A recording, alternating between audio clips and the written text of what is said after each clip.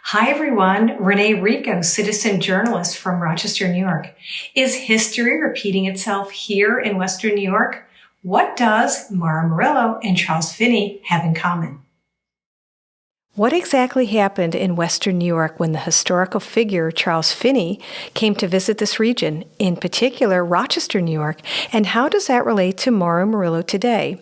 Charles Finney visited Rochester in the 1830s and 1850s. He was a lawyer by trade, and lawyers are trained to look at all sides of a matter and make their case.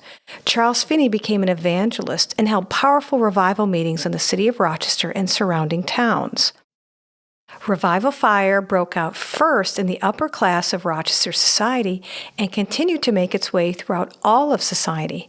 It is reported that crime dropped dramatically in the city. Jails were no longer full, and many hearts were changed permanently. Some who converted during these fires of revival went on to become community leaders.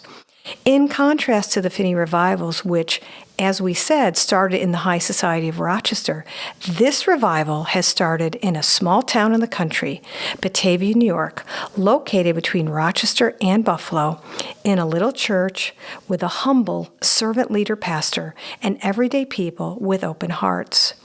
In his era, it is recorded that Charles Finney coined the phrase, the burned-over district.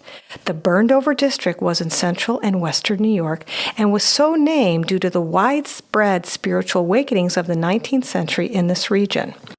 Current-day evangelist Mario Murillo from California appears to have a similar anointing for spiritual awakenings as Charles Finney did.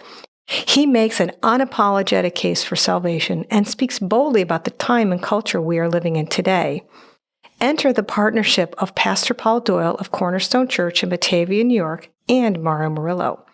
Mario has picked up the mantle of tent revival meetings, holding a number of meetings in cities in California along Highway 99. Highway 99 has been dubbed the Corridor of Glory.